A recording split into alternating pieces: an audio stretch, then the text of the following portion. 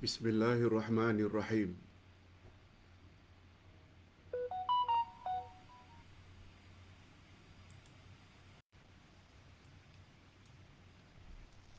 Alhamdulillah nahmaduhu wa nasta'inuhu wa nastaghfiruh. Wa na'udzu billahi min shururi anfusina wa min sayyiati a'malina. Man yahdihillah fala mudilla lahu wa man yudlil fala hadiya lahu. Ashhadu an la ilaha illallah wahdahu la syarika lah wa ashhadu anna Muhammadan abduhu wa rasuluh la nabiyya ba'dah.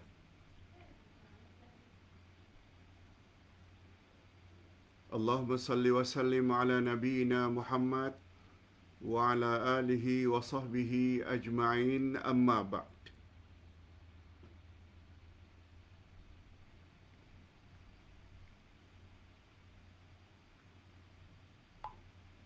Hadirin dan hadirat serta para pemirsa yang saya hormati, Assalamualaikum warahmatullahi wabarakatuh. Alhamdulillah, setelah kita bercuti lebih kurang seminggu, hari ini kita berjumpa balik dalam majlis ilmu dengan tajuk Adab-adab berpuasa Ramadan atau beberapa adab puasa Ramadan. Hadirin dan hadirat serta para pemirsa yang saya hormati,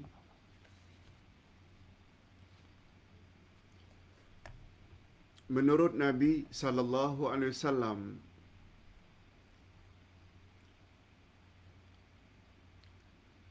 terdapat banyak dari kalangan umatnya yang berpuasa, tetapi mereka tidak mendapat apa-apa kecuali lapar dan dahaga saja. Juga terdapat dari kalangan umatnya sungguh banyak orang yang qiyam Ramadan, tarawih, witir, tapi tak mendapat apa-apa ganjaran qiyam Ramadannya kecuali hanya berjaga malam.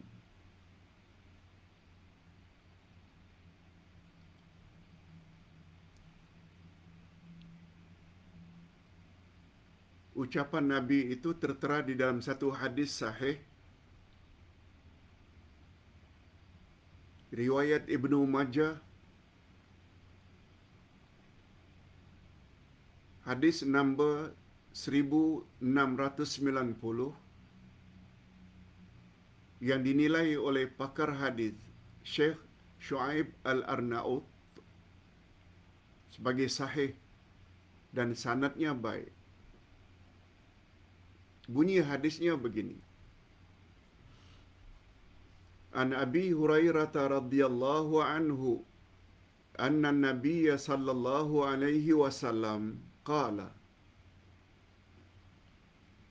rubba sa'imin laisa lahu min siyamihi illa al-ju'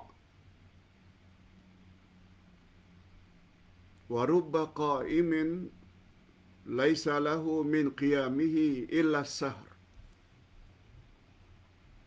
Artinya, daripada Abu Hurairah radhiyallahu anhu bahwa sesungguhnya Nabi sallallahu alaihi wasallam bersabda, berapa banyak orang yang berpuasa tidak mendapat apa-apa dari puasanya melainkan lapar sahaja, dan berapa banyak orang yang berqiyam, maknanya beribadat pada malamnya, malam Ramadan, tetapi tidak mendapat apa-apa daripada qiyamnya melainkan hanya berjaga malam saja, sahar.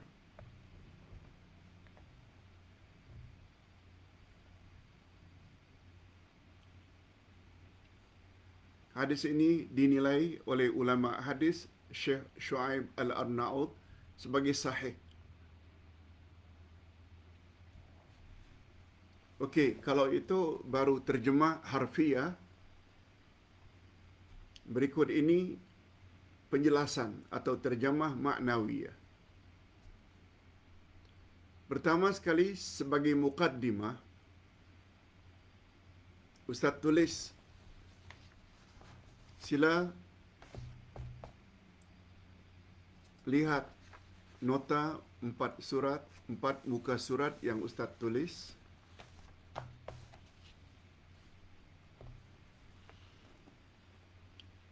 Pertama sekali yang kita ingin bahas, tujuan utama suatu ibadat.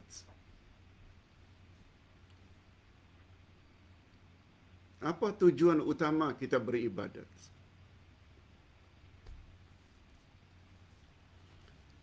Sebenarnya tujuan utama kita beribadat kepada Allah adalah untuk membentuk akhlak, budi pekerti.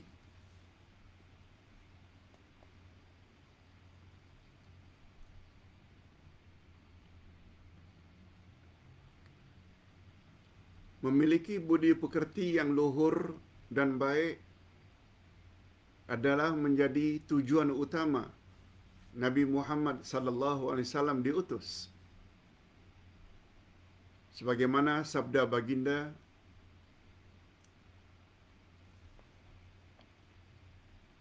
"Innama bu'ithtu liutammima makarimal akhlaq." Sesungguhnya aku diutus adalah untuk memperbaiki akhlak umat. Akhlak maksudnya budi pekerti, tingkah laku, sikap. Kita buat beberapa contoh. Allah Subhanahu wa taala berfirman dalam Al-Quran, di antara matlamat kita mendirikan ibadah salat, supaya kita benci kepada perbuatan keji dan mungkar.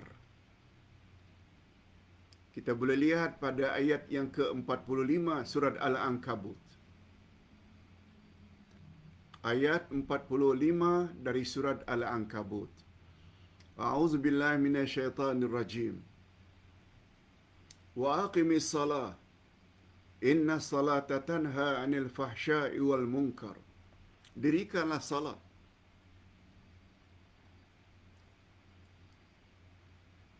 Karena salat dapat mencegah kamu dari perbuatan keji dan mungkar. Dirikanlah salat. Sesungguhnya salat dapat mencegah, membuat kamu jadi benci dengan perbuatan keji dan mungkar.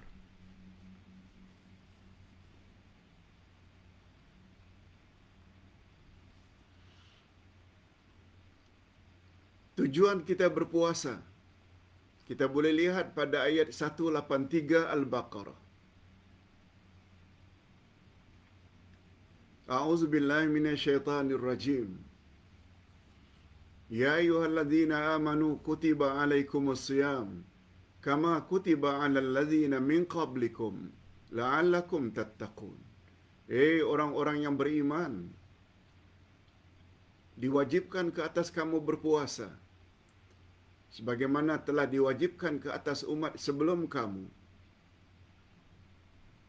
Dengan berpuasa kamu akan jadi manusia yang bertakwa. Buat suruhan Allah, jauhi larangannya. Demikian tujuan semua ibadat, termasuk zakat, haji, umrah. Semua tujuan ibadat kepada Allah adalah untuk membentuk akhlak.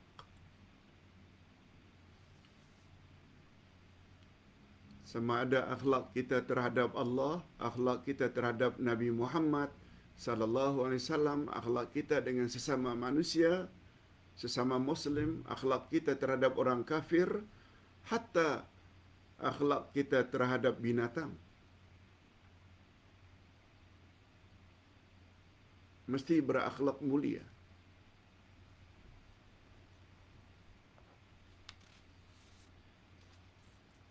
Timbul pertanyaan.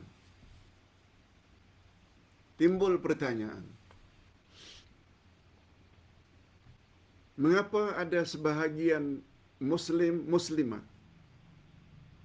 yang tidak pernah meninggalkan salat, tak pernah meninggalkan puasa,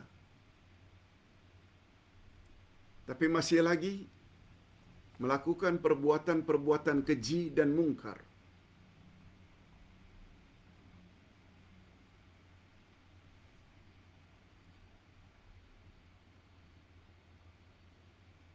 Wanita yang mendedahkan aurat di khalayak ramai, mereka salat juga, mereka puasa juga, malah pernah pergi umrah dan haji lagi beberapa kali.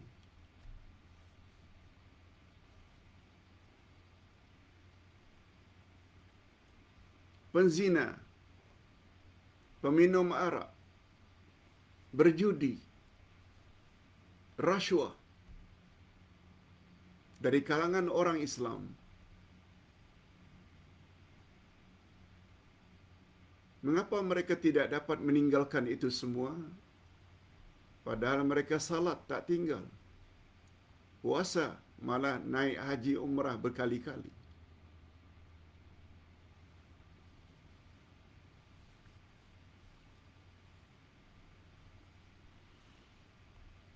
Itu sebabnya kalau rukun Islam itu ada 5,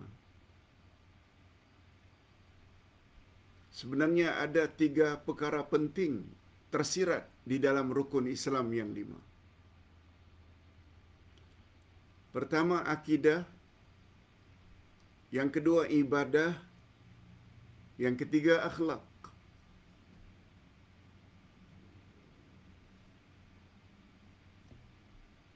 Dua kalimah syahadat itu lambang akidah. Iman pada Allah, iman pada Rasul. Itu rukun iman yang paling utama. Salat, puasa, zakat, haji, ini ibadat, hubungan baik kita dengan Allah. Lalu bila ditanya, mana akhlak, Pak Ustaz, di dalam rukun Islam? Tak ada pun. Tunggu dulu. Akhlak dalam rukun Islam tersirat di dalam kelima-lima rukun tersebut. Ucapan kita asyhadu an la ilaha illallah, ia mengandung akhlak kita kepada Allah. Dia cipta kita, dia anugerahkan kita bermacam-macam rezeki, lalu hanya dia saja kita patuhi dan kita sembah. Itu akhlak. Itu sebabnya bagi kita orang-orang kafir yang menyembah berhala, menyembah ini dan itu, adalah insan yang paling tidak berakhlak. Allah cipta dia, Allah beri dia kekayaan, Allah beri dia kesehatan. Tiba-tiba dia buat perkara yang Allah paling murka, syirik, menyembah berhala. Wa asyhadu anna Muhammadar Rasulullah mengandung akhlak kita terhadap Nabi Muhammad. Peranan Nabi Muhammad membawa rahmat untuk seluruh alam. Nabi Muhammad membawa ajaran yang jika kita ikuti, kita layak mendapat redha Allah. Kita layak masuk syurga. Kita layak terhindar dari neraka. Sehingga ibadat tidak diterima oleh Allah kalau ibadat tidak ikut cara Rasulullah sallallahu alaihi wasallam. Dua kalimah syahadat mengandung akhlak kita kepada Allah dan akhlak kita kepada Rasul. Demikianlah salat, puasa, zakat, haji semuanya mengandung unsur-unsur akhlak. Jadi unsur akhlak itu dalam dua kalimat syahad di dalam rukun Islam tersirat di dalam semua rukun-rukun Islam. Bila ditanya apakah ada akhlak kita kepada Allah dan Rasul? Ada. Itulah akhlak yang paling utama. Lihat ayat 1 dari suratul akhlak, yaitu nama lain bagi surat Al-Hujurat. Surat Al-Hujurat atau nama lainnya suratul akhlak mengandung 18 ayat. Kesemua ayat mengandung akhlak. Ayat yang pertama menyuruh agar kita berakhlak kepada Allah dan Rasul. Allah berfirman, "Ya ayyuhalladzina amanu, la tuqaddimu baina yadayillahi wa rasulih, wattaqullah." Hei orang-orang yang beriman, janganlah kamu mendahulukan Allah dan Rasul. Maknanya jangan buat dalam hidup ini suka-suka hati. Tapi buatlah, beraktivitilah sesuai dengan hukum Allah dan hukum Rasul. Ini juga tertera pada ayat 36 dari surat Al-Ahzab. Apa kata Allah? "Wa ma kana li mu'minin wala mu'minatin idza qadallahu wa rasuluhu amra an yakuna lahumul khiyaratu min amrihim." Tidak berhak orang beriman laki-laki, juga tidak berhak orang beriman wanita, apabila Allah telah tetapkan Allah dan Rasul telah tetapkan satu-satu hukum, lalu mereka pilih hukum yang lain. Lalu Allah sebut pada penghujung ayat 36 Al-Ahzab, "Wa may ya'sillaha wa rasulahu faqad dhalla dhalalan mubina."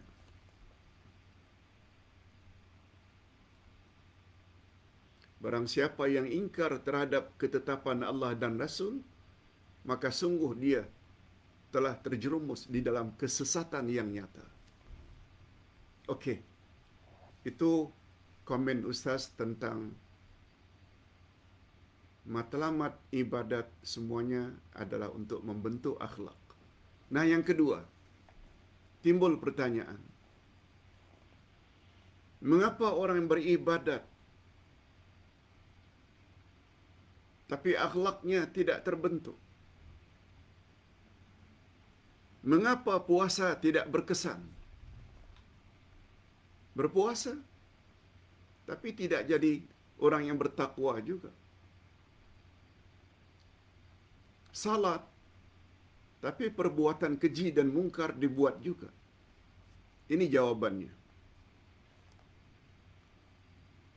Ayat-ayat yang kita bacakan di atas mengandungi janji Allah kepada orang-orang yang beriman, kepada orang-orang yang beribadat kepadanya. Dan semua kita tahu Allah tak pernah mungkir janji.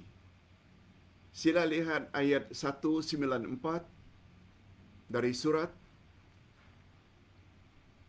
Ali Imran. Penghujung ayat 194. "Innaka la tukhliful mi'ad." Sesungguhnya engkau, ya Allah, tidak pernah mungkir janji. Allah tak pernah mungkir janji. Kalau Allah kata salat dapat mencegah perbuatan keji dan mungkar. Kalau Allah berkata, berfirman, dengan berpuasa kamu akan jadi insan yang bertakwa. Lalu mengapa orang salat masih lagi melakukan perbuatan keji dan mungkar? Mengapa orang yang berpuasa tidak juga jadi insan yang bertakwa, padahal sudah berpuluh-puluh kali Ramadan berlalu, tak pernah tinggal. Kalau tinggal pun karena uzur telah diganti puasanya. Tapi tak takwa juga. Siapa yang perlu dipersalahkan? Jangan salahkan Allah. Allah tak pernah mungkir janji. Diri kita lah yang perlu kita persalahkan. Yang besar kemungkinan kita beribadat tapi tidak memenuhi syarat-syarat ibadat. Semua kita tahu, syarat ibadat ada dua. Pertama, kita beribadat mesti ikhlas lillahi ta'ala. Tidak boleh karena yang lain. Dan yang kedua, kita beribadat ikut cara Rasulullah sallallahu alaihi wasallam. Jadi jawabannya yang tepat, kalau ibadat demi ibadat yang kita lakukan tidak dapat memberi kesan kepada perbaikan akhlak, yang perlu kita persalahkan bukan Allah, bukan Rasul, tapi kitalah yang salah. Besar kemungkinan dalam salat kita terdapat something wrong. Dalam puasa kita terdapat something wrong. Sesuatu yang tidak tepat, yang tidak elok. Malah barangkali tidak salah kalau kita katakan dalam puasa, salat, haji, umrah terdapat many things wrong. Banyak sekali kesalahan. Itu di antara penyebab mengapa salat, puasa, zakat, haji, umrah tidak dapat membentuk diri kita menjadi orang baik.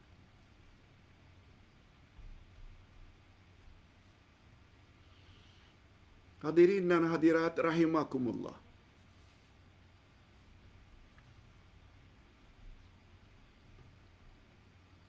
Secara jujur, kita mesti akui bahawa besar kemungkinan ibadat yang kita lakukan tidak sempurna. Atau tidak sebagaimana ibadat yang dikehendaki oleh Allah dan Rasul. Sehingga ibadat-ibadat utama tersebut tidak berperanan membentuk diri kita menjadi manusia yang berakhlak mulia dan bertakwa kepada Allah. Kalau umur kita sudah 50 tahun, kita balik umur 14, 15. Kalau umur hari ini dah 50 tahun, 50 dikurangi 15, 35 tahun. Sejak balik, hari ini umur 50 tahun, sudah 35 Ramadan berlalu. Mengapa tak takwa juga? Kalau hari ini umur 60 tahun, maknanya sudah 45 Ramadan telah berlalu. Kalau hari ini umur sudah 70 tahun, sudah 55 Ramadan berlalu. Tetapi mengapa makin tua makin jadi? Akhlak tidak mulia.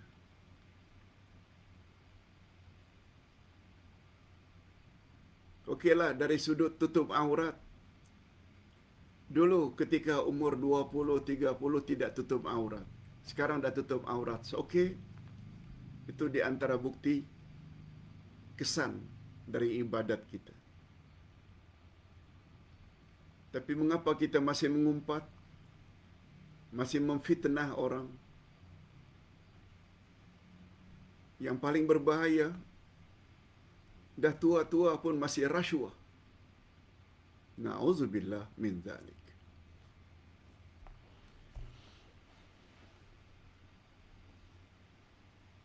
Hakikat ini sebagaimana yang Nabi gambarkan di dalam hadis bab di atas.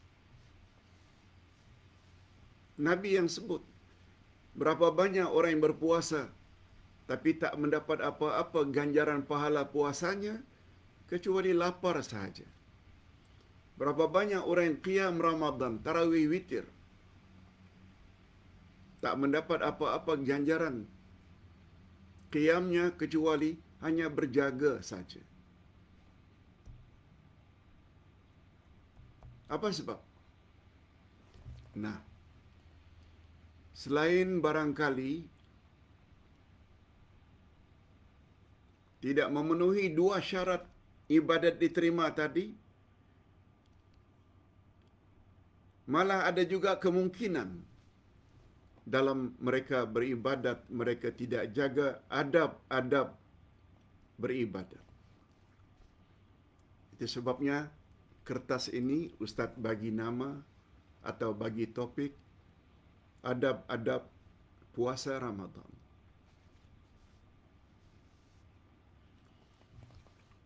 Adab-adab berpuasa. Sebagaimana kita sama-sama maklum berdasarkan pelajaran terdahulu, bahwa syarat amal diterima ada dua. Pertama, ikhlas lillahi ta'ala. Yang kedua, ikut cara Rasulullah sallallahu alaihi wasallam.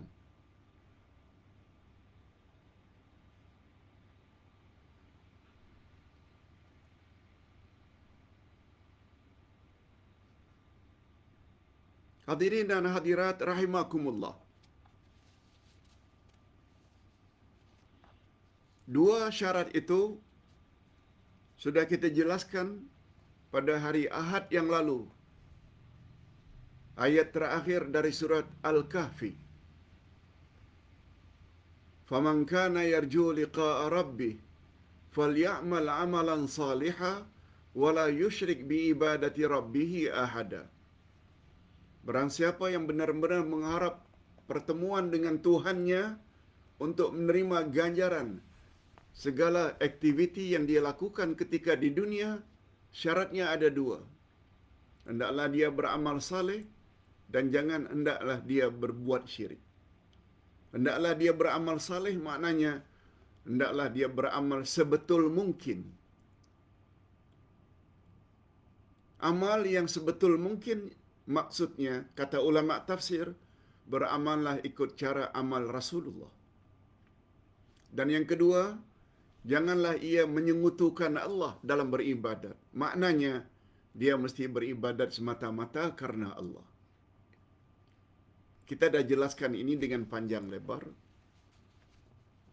Tetapi selain dua syarat utama ibadat itu, ikhlas dan ikut cara Rasul, juga kita mestilah memenuhi adab-adab berpuasa sebagaimana berikut. Mudah-mudahan adab-adab ini kita sengaja jadikan topik menjelang Ramadan, hanya tinggal beberapa hari lagi. Esok lusa dah Ramadan. Mudah-mudahan jadi ingatan kita. Kita ingat selalu. Yang pertama sekali adabnya adalah melambatkan sahur. Yang kedua, cepat berbuka. Yang ketiga adabnya kita mesti jauhi maksiat. Segala bentuk maksiat. Yang keempat, kita hendaklah banyak bersedekah dan iftar, memberi makan orang berpuasa. Termasuk adab. Yang kelima, tadarus atau tilawah Al-Quran. Dan yang keenam, kita hendaklah mempertingkat ibadat pada 10 Ramadan yang terakhir.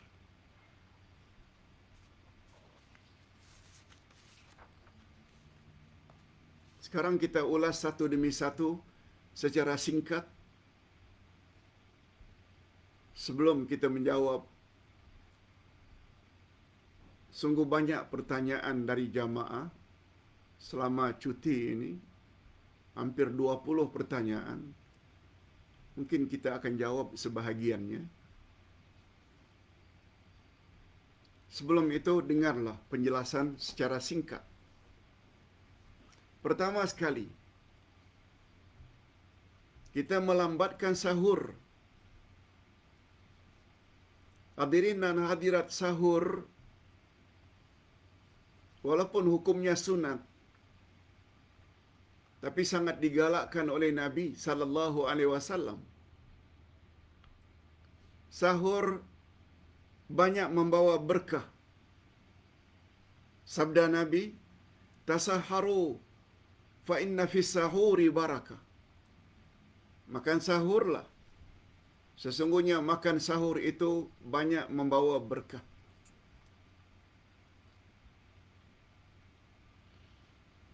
Dengan sahur, kita layak mendapat salawat daripada Allah dan malaikat.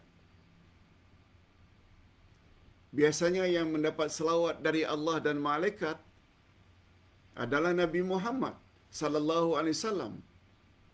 Sebagaimana ayat 56 dari surat Al-Ahzab. "Inna Allaha wa malaikatahu yusalluna 'alan nabi."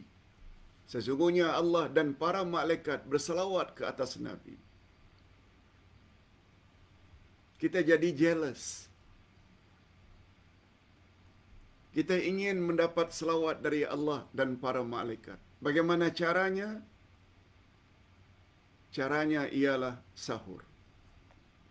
Sabda Nabi, "Inna Allaha wa malaikatahu yusalluna 'alal mutasahhirin." Sesungguhnya Allah dan para malaikat berselawat ke atas orang yang makan sahur.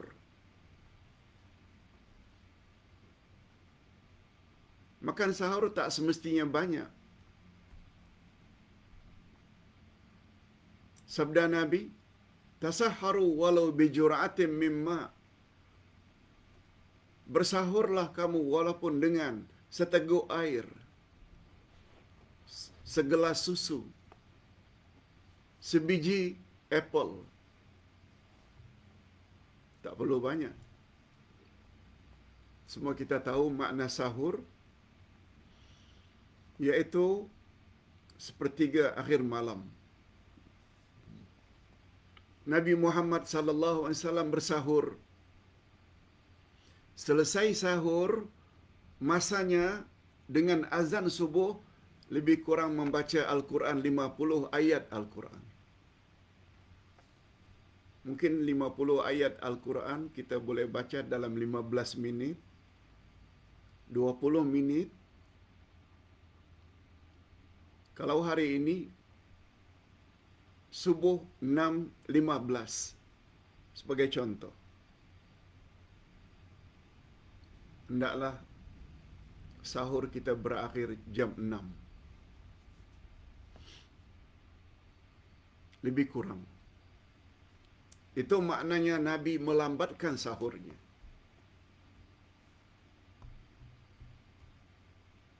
Dan bukan namanya makan sahur kalau makan jam 10 malam.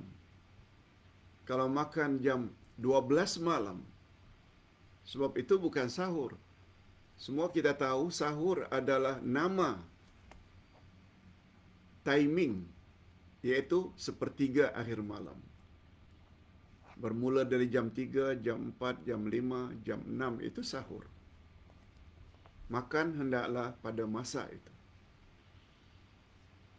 Dan lebih daripada itu, kepentingan sahur ini, kata Nabi, ia adalah pembeza antara puasa umatku dengan puasa Yahudi. Sabda baginda, "Al-farqu baina siyamina wa siyamil yahud aklatus sahur." Atau kama qala Nabi sallallahu alaihi wasallam. Pembeza antara puasa umatku dengan puasa Yahudi adalah makan sahur. Yang kedua, Adab yang kedua, mempercepat berbuka. Maknanya begitu masuk waktu maghrib, hendaklah berbuka.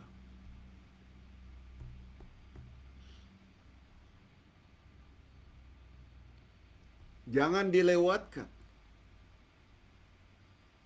Itu di antara adab-adab berpuasa. Nabi SAW pernah bersabda, La tazalu ummati bi khair. Umatku senantiasa dalam kebaikan jika mereka melaksanakan dua perkara. Melambatkan sahur dan mempercepat buka.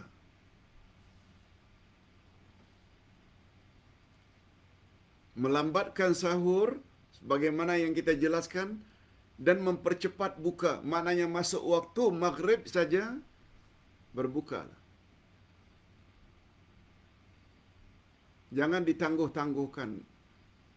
Mak berbuka mak. Ayah, nantilah habis salat maghrib. Atau nantilah nanti. Mak dan ayah masih tahan lagi. Habis tarawih. Ini semua komen orang yang jahil dengan sunnah Nabi.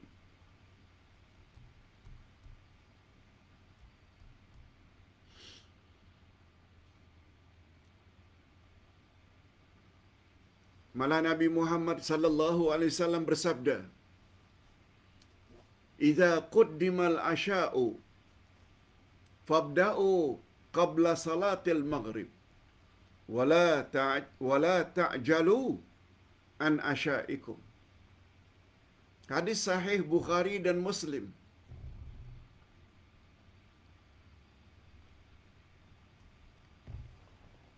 Idza quddimal asya'. Asya' maknanya makan malam.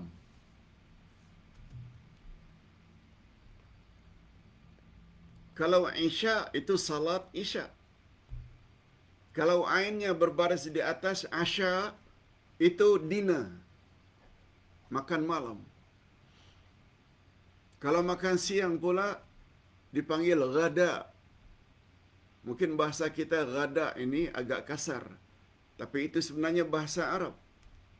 Sebagaimana kata-kata Nabi Musa kepada sahabatnya ketika mencari Nabi Khidir. Atina ghada'ana. Tolong bawa ke sini makan siang kita, makan tengah hari kita. Ghada itu lunch. Jadi hadis tadi, apabila makan malam asya sudah terhidang, dahulukan makan malam daripada salat maghrib. Wala ta'jalu, jangan gopoh gapah ketika berbuka. Jangan gopoh gapah an asyaikum ketika makan malam itu. Hadis sahih riwayat Bukhari dan Muslim. Kita pula anggap, nanti sajalah. Kan makin bagus. Makin lapar, makin lama kita berlapar. No. Orang faham agama, dia akan senantiasa sesuaikan kegiatan dan aktivitinya dengan kehendak Allah dan kehendak Rasul. Sebagaimana ayat 36 Al-Ahzab tadi. Dengan kata lain, mukmin mukminat no choice. Dalam hidup ini no choice. Kecuali ikut pilihan Allah dan pilihan Rasul. Kecuali ikut ketetapan Allah dan ketetapan Rasul. Dan di sinilah bapa-bapa dan ibu-ibu, para pemirsa sekalian, pentingnya kita terus menambah ilmu. Terus menambah ilmu. Banyak lagi rupanya ilmu-ilmu Islam berasaskan Quran dan Sunnah yang kita belum dengar.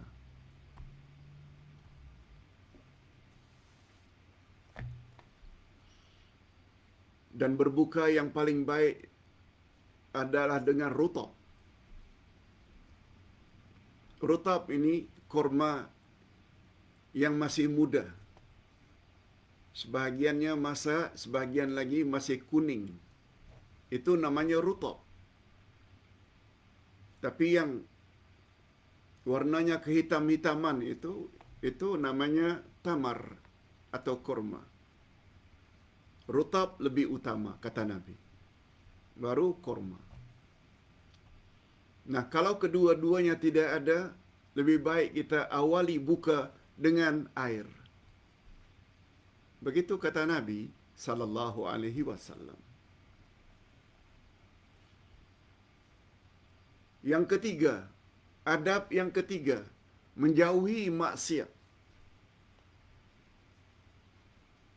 Hadirin dan hadirat, puasa dalam Islam sebenarnya bukan hanya menahan daripada makan dan minum dan jima.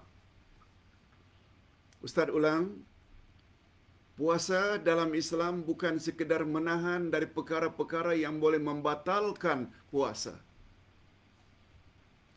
Seperti menahan dari makan, minum, jima. Tapi kita juga mesti menahan dari perkara-perkara yang dapat merosak kesempurnaan ibadat puasa kita. Jauhi mengumpat. Jauhi daripada mendedahkan aurat ketika keluar rumah. Itu semua maksiat. Jauhi daripada tikam nombor ekor. Berapa banyak orang yang dalam Ramadan pun tikam nombor ekor dengan harapan dapat lotre nombor ekor supaya nanti dapat berhari raya dengan mewah. Na'udzubillahi min dzalik. Ustaz ulang sekali lagi, untuk kesempurnaan puasa kita jangan hanya meninggalkan perkara yang dapat membatalkan puasa, makan, minum dan lain-lain, tapi kita juga mesti menjauhi perkara-perkara yang boleh dapat merosakkan pahala puasa, sehingga tidak mendapat pahala puasa kecuali lapar dan dahaga sahaja. Apa sebab? Barangkali pergi ke pasar Ramadan dengan hanya pakai t-shirt, tidak tutup aurat, mengumpat, menipu, berbohong, mungkir janji, dan segala jenis maksiat. Memang puasanya tak payah dikada, sudah sah. Tapi besar kemungkinan pahalanya zero. Ini yang Nabi maksudkan.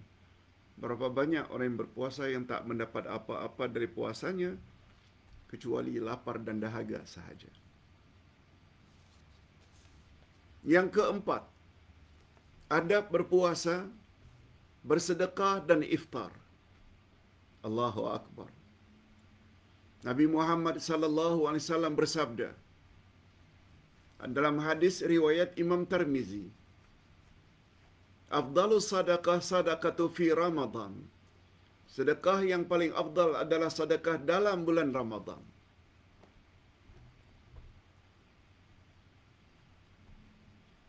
Sedekah memang berpahala, tak kira bulan apapun. Tapi bila sedekah itu dilakukan dalam bulan Ramadan, dia mendapat berlipat ganda ganjarannya. Sebab dia termasuk sedekah yang terbaik. Sabda Nabi. Ini lebih-lebih lagi memberi orang lain makan, iftar. Iftar itu memberi orang makan berbuka. Tak kiralah berbuka ke, more ke, sahur ke. Pokoknya memberi makan untuk orang yang berbuka dapat dikategori sebagai iftar.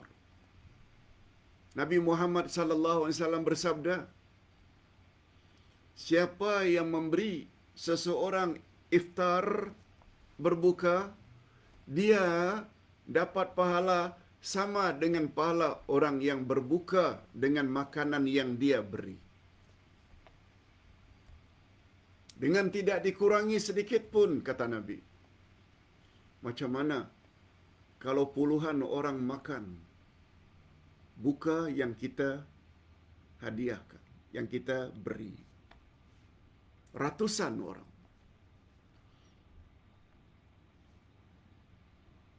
Itu sebabnya Ustaz galakkan para jemaah, kalau percaya untuk Ustaz serahkan sumbangan iftar, sebab akhir-akhir ini sungguh banyak dari kalangan jamaah di luar sana yang Ustaz kenal. Apalagi kita di Gasma ini ada hampir 100, malah 100 lebih pertubuhan-pertubuhan. Ada di antara mereka yang kirim pada Ustaz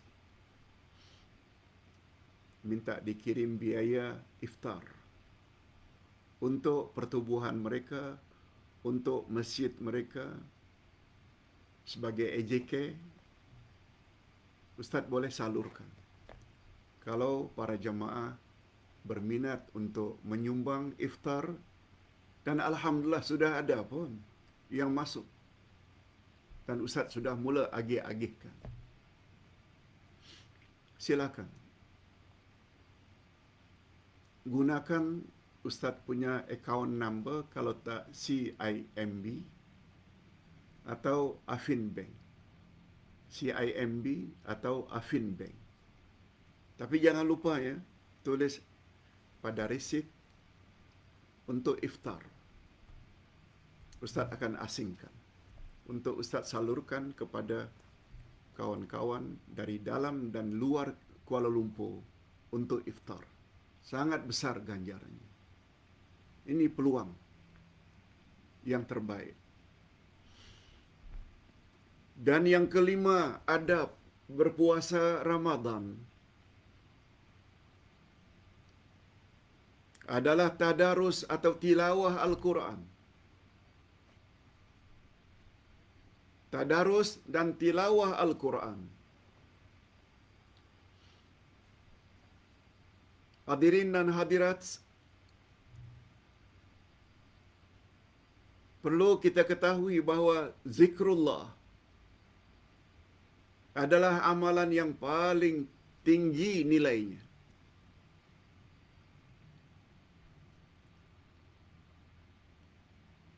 Zikrullah.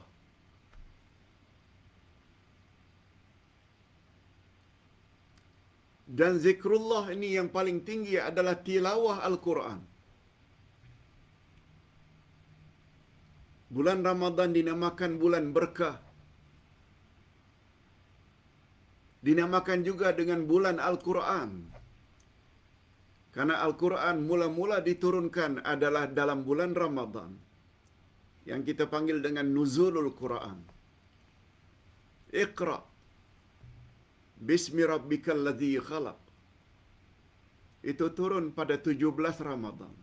Itu sebabnya Ramadan dipanggil juga dengan bulan Al-Quran.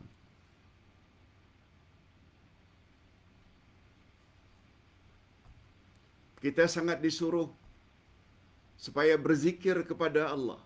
Dan zikir kepada Allah yang paling tinggi adalah tilawah Al-Quran.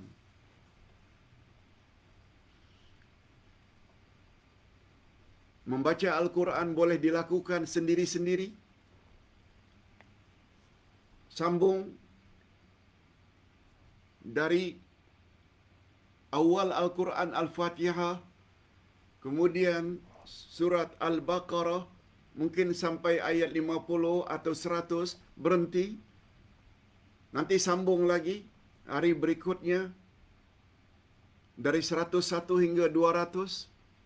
Sambung lagi, kalau boleh dalam bulan Ramadan dapat khatam sekali Al-Quran. Lagi bagus.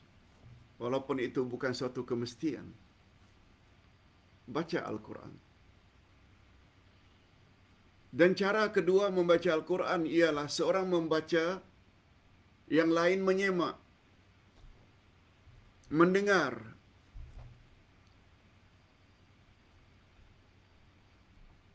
Dan tolong membetulkan apabila bacaan kawan tadi itu tersalah.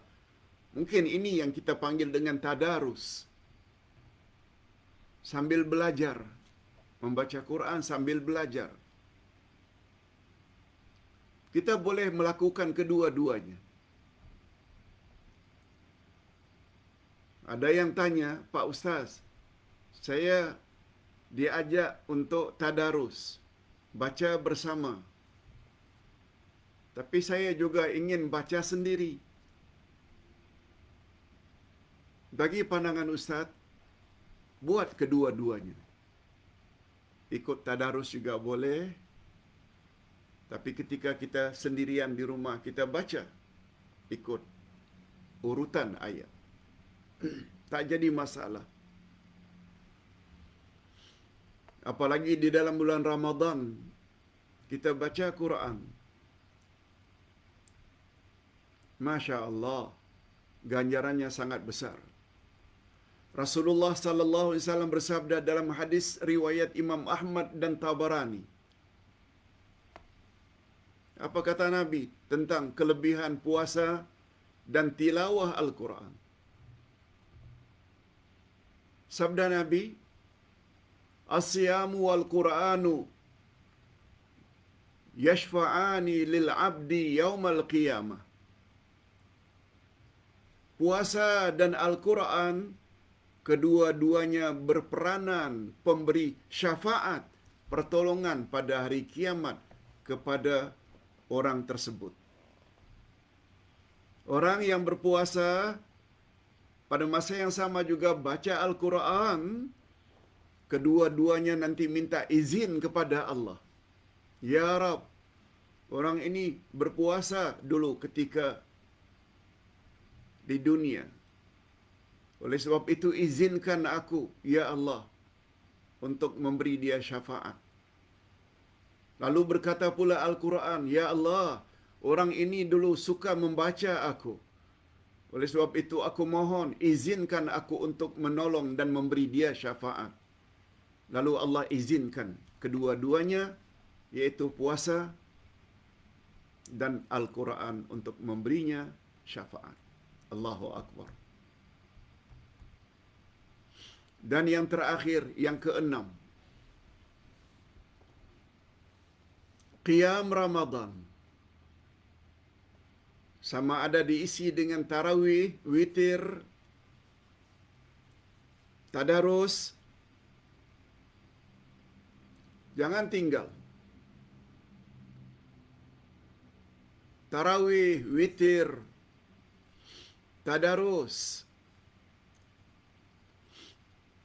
Lebih-lebih lagi pada 10 Ramadan terakhir.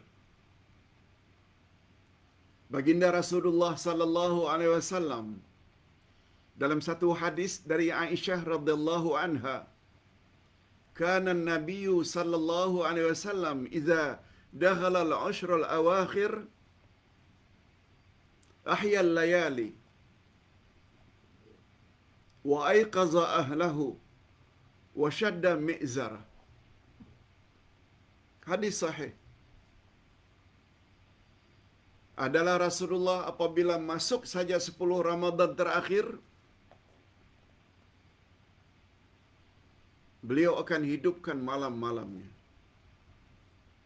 Beliau akan bangkitkan dan bangunkan ahli keluarganya untuk sama-sama beribadat. Wasyadda mi'zara. Dan beliau cerutkan ikatan kainnya.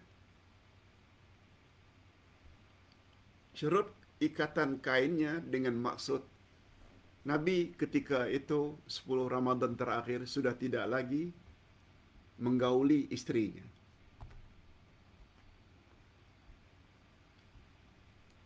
Karena beliau fokus ibadat saja. Dengan harapan mudah-mudahan di salah satu malam 10 terakhir Ramadan itu beliau mendapat Lailatul Qadar. Nah, Hadirin dan hadirat, kalau sebanyak bulan Ramadan 30 hari ke 29 hari Nabi mempertingkat ibadatnya kepada Allah. Lebih-lebih lagi pada 10 Ramadan yang terakhir. Karena Qiyamul Lail, karena Lailatul Qadar hanya turun pada 10 Ramadan terakhir. Bukan 10 pertama, bukan 10 yang kedua. Kita berdoa mudah-mudahan kita diberi oleh Allah kekuatan dan kesehatan sehingga dapat melakukan itu semua pada Ramadan kali ini. Ya Allah, panjangkanlah usia kami, berilah kami kesehatan sehingga dapat menemui bulan Ramadan yang hanya beberapa hari lagi. Dan berilah kami kekuatan sehingga dapat mengikuti sunnah Nabi sebagaimana adab-adab puasa Ramadan yang telah disebutkan tadi. Hadirin dan hadirat, ini dulu yang dapat Ustaz sampaikan. Mudah-mudahan ada jugalah manfaatnya.